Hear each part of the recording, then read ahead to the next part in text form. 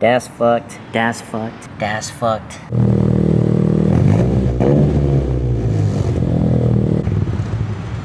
What is going on, y'all, and welcome back to another video. If this is your first time on the channel, my name is Chris and I'm the founder of Moddism. Moddism is a religion of modding vehicles, but more on that later. Anyways, y'all, we got a short but fun video today. I'm going to be going over why the 10th gen Civic Si is the perfect daily for me. But before we get into that, I got to drop off all these packages right here. Take a gander, y'all. Oh my goodness, my car has never been this full before, but all of this is from drop day. In case you guys missed it, we released these sick ass In Mods We Trust hoodies with the R32 GTR in Millennium Jade. We had some rather unfortunate circumstances regarding the drop. Be sure to check out our last video after you finish watching this one. Originally, I was planning on just giving away all the defects to the homeless, but surprisingly, a lot of you guys showed a lot of support and interest into buying the defects. And that's exactly why we sell them for over 50% off on our website. But as you guys can see, a lot of our products were sold on drop day, meaning we have a very small inventory left. So if you want to pick up a perfect example for they're all sold out, be sure to go to modism.com, link in description. Same thing with our B grade variants. They're selling out like hotcakes because they're going for a super good price. But needless to say, I just want to take the time and say thank you guys for supporting me in everything I do. Y'all are truly amazing, and this is by far the best community on earth. Moddism for the win! Alright, y'all, we're at an undisclosed location. Just playing, I'm in the Tan Fran Target parking lot right now. But as I mentioned before, today I'm going to be explaining why the 10th gen Civic Si is the perfect daily. Before I get into that, I need to preface this video by saying it's perfect for me. Everyone has different purposes for why they need a car, and this just happens to fit all of my needs. In my standards, what makes a perfect daily is it's fun to drive and it has good gas mileage and is super reliable, which is why first thing on the list we're going to be talking about is gas mileage. Just for reference, I reset the odometer every 1,000 miles just so I can see how I drive. But as you can see, we have about 868 miles on this trip. It was mostly city driving, but also some freeway miles. And if you see right there, we got 27.5 miles per gallon and a range of 170 miles left, about halfway done with our tank. I believe these cars are rated on the internet 28 miles per gallon in the city and 38 on the freeway. I've personally seen as high as 41 miles per gallon, and it was insane. Keep in mind, if you want to hit that 41 miles per gallon, you have to be driving like a grandma. In my opinion, it's just not worth it to get that 41. And that 27 you saw, that's with me driving pretty spirited. When I'm driving around, I do cruise for the most part, but I do step on it when I need to, and when I don't need to. I mean, can you blame me? I got a turbocharged car. It sounds so nice. Enough about boring gas mileage, let's get into the nitty gritty. In case you guys didn't know, Civic SIs have always come with a manual transmission. It's basically the trademarks of SIs. Is it really an SI if it comes in an automatic? Honda's answer is no to that. This one right here is a 6-speed, but I believe some of them used to come with a 5-speed. And believe it or not, but the 10th gen Civic Si was regarded as one of the best shifting cars out of all price ranges. Take that with a grain of salt. I'm not saying that it is the best, but it is a pretty smooth shifting car considering that this is sub 30,000.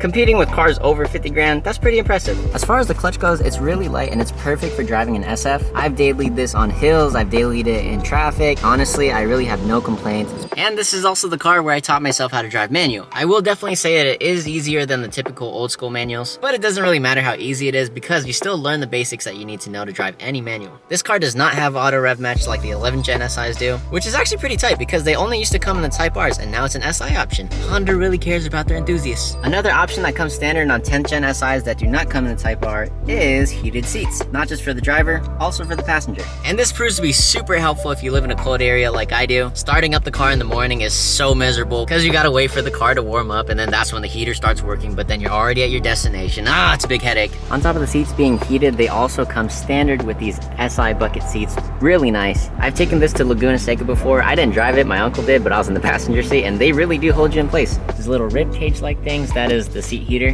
But yeah, it's perfect for long road trips. I drive this to LA all the time and I really have no complaints. And of course I have the sedan, so space is not an issue at all because I take the homies everywhere I go and we've had this car filled up entirely several times. As far as trunk capacity goes, the back is extremely spacious. You can see all my boxes right there. I was able to fit all 4 NKs into the car when I just folded down the seats. No problems at all. And yeah, it's so spacious that if I wanted to, I could sleep in here. Obviously, I wouldn't do that, but you know. I will say now that I am on D2 coilovers, but the car comes stock with adaptive suspension, which is pretty crazy. Because if you put the car in a sport mode, it essentially stiffens up the suspension, which is great because, you know, basically you can take this to the track right out the box. Let's do a fitment check right quick.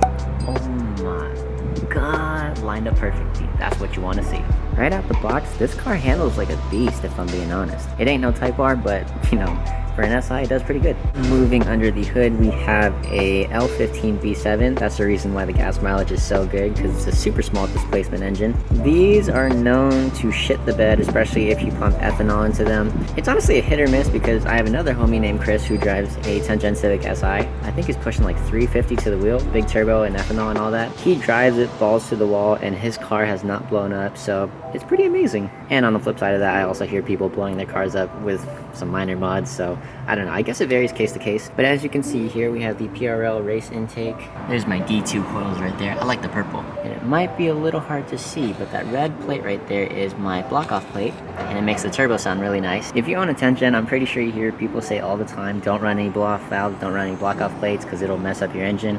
I ran this for almost a year and a half now, no problems whatsoever. And down there, doing a little sneaky sneak, is the PRL downpipe and front pipe catted. But yeah, that's basically everything in the engine bay, nothing crazy. As you guys can see, I am so lazy that I hate blurring out my license plate. That guy's actually detailing his Porsche right now, it looks really cool. I think it's a Carrera. But if we take a look down here to these gaping triple holes, this is the NVIDIA exhaust, and it's perfect for me, honestly. Not too much drone paired up with the PRL downpipe and front pipe.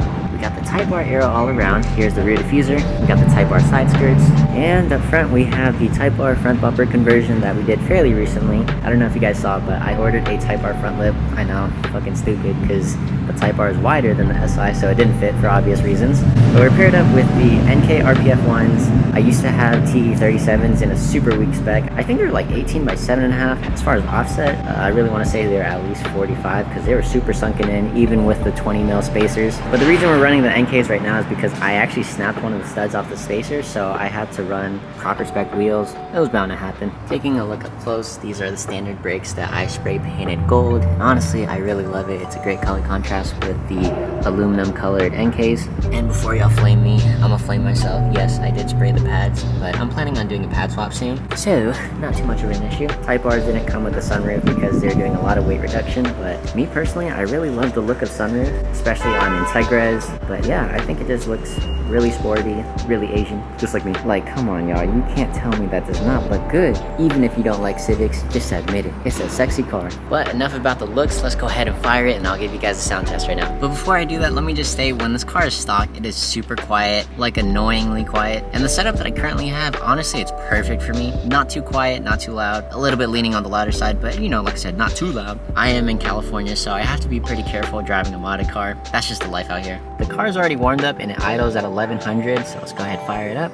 Wait, before we get on with the video, I wouldn't be doing my job if I didn't spread the word of Moddism. As stated earlier, Moddism is a religion of modding vehicles. Not only that, but we heavily advocate for safety, open-mindedness, and respect, because that's what all great communities are built upon. We believe that people should be able to mod their cars however they please. With how toxic the car community is with the introduction of social media, it's kind of tiresome, and that's exactly why Moddism is the most positive community in the world. Respecting others requires you to be open-minded. Now, whether you like JDM, Euro, muscle, trucks, whatever, you name it, there is a spot for everyone in Moddism, because after all, Moddism is for the entire world. And although we're the religion of modding vehicles, we do not require members to have a vehicle, because we also understand that vehicles are expensive. If you want to learn more about Moddism, be sure to go down to the link in the description below. Not only will you find out more information about Moddism, but you will also find our merch. Of course, we have the classic Moddism hoodie, and along with that, we also have this brand new In Mods We Trust hoodie with the GTR, but these ones are selling out quick, so if you want to snag one now, be sure to do that. And if you're into simplistic designs, we also offer embroidered crew necks available in 5 different colors: black, navy, maroon, tan, and forest green. Want to represent Moddism on your car? Perfect, because we sell 23-inch banners. Currently, we only have oil slick in stock, but we do have the white ones on the way. And if 23-inch banners are too large for you, we also offer subtle 7-inch decals, which are basically just smaller versions of the windshield banners. Of course, we can't forget the super sick logo decals, but if you're not into banners or decals, we also offer flight tags. This is my personal one right here, is embroidered as you can see, and on the back it says "In Mods We Trust." How sick is that? As stated earlier, all information and merch are available at modism.com, link in the description below. And that concludes today's Moddism message.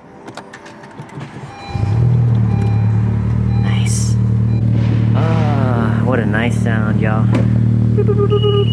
I first bought the NVIDIA by itself, and quite honestly, it was a little bit too quiet for my liking, but I always plan on swapping out the downpipe and front pipe, so the level I have it at now is perfect. There's a close-up. Up in the front, you could hear the direct injection clicking, the Before I had my exhaust set up the way it is now, the clicking was way louder than the stock exhaust, and it was so freaking annoying. Also, the perfect chance to show you what the taillights look like. Whoop. These are my taillights from Ultimate Motorsports. It's the Mugen style. This is with the hazards on. I really dig the sequentials. I wish I had these taillights back when I had the sequential front lip, but in case you guys didn't know, I had a 3-piece front lip and it had sequential lights just like this, and they're activated by the daytime running lights as well as the turn signals. But when I was coming back from Las Vegas, I demolished the hell out of it. I'm not gonna rev it just because I don't want to be an asshole. Actually, I'll give it a baby rev.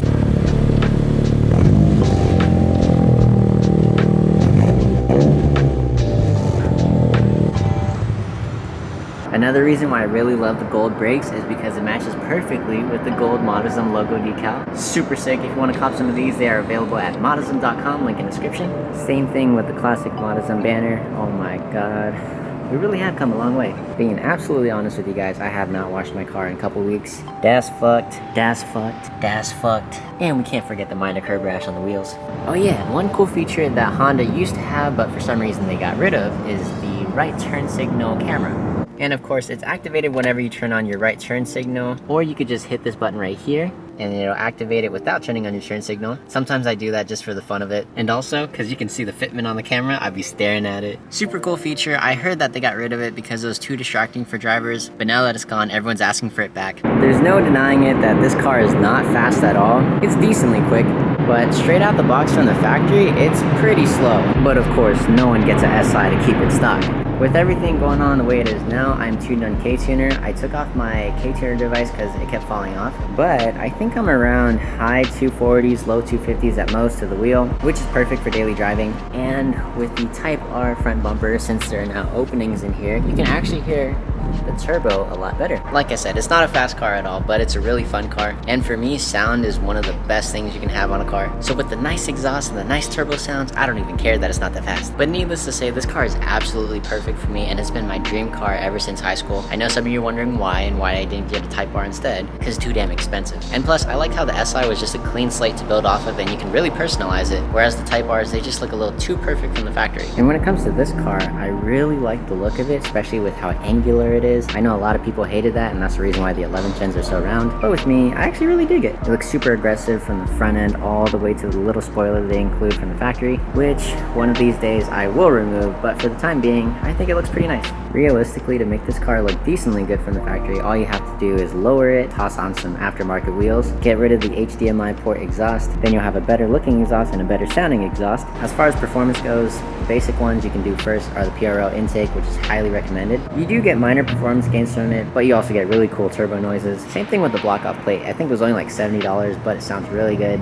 Those few simple things are enough to make this car look really nice. Not only will it look nice, but it'll perform decently better, and it'll sound a whole lot better as well. I do plan on getting the car wrapped fairly soon in the future. I'll keep the color a surprise for now, but for the time being, we have to rock the black bumper, which I don't really mind because, you know, the car is gray and it doesn't stand out as much as if it were white. And in case you guys didn't know, we're going to be hosting a car meet over at Westboro Square on February 24th from 7 to 9 p.m. Of course, there's going to be no revving and no burnouts whatsoever. There's a lot of houses nearby in senior citizen homes, so if you do show up, please respect the spot because we don't want to get it ruined for everyone else. And I have a feeling we might be able to fill out the entire parking lot all the way from Civic Super to Five Guys. Anyways, folks, that's going to wrap up today's video on why the Civic SI is the perfect daily driver. Again, for me, of course. But before we end the video, I just want to say thank you so much to everyone who bought a hoodie on drop day. We almost sold out of everything instantly. We have a small amount of inventory left, so if you do want to copy these sick-ass R32 Millennium Jade hoodies, then please do not miss out and go to the link in the description below. Thank you so much to everyone who made it to the end of the video, and as always, make sure to like, comment, and subscribe if you haven't already. We're blowing up pretty fast in 2023, which is exactly what we want. And with that being said, thank you so much to everyone who's been supporting up to this point. That's all for now, my Moddists. I hope to see you guys at the meet if you do live in the Bay Area, but until then, take it easy, stay safe, stay healthy, stay happy, and I'll see you guys next time.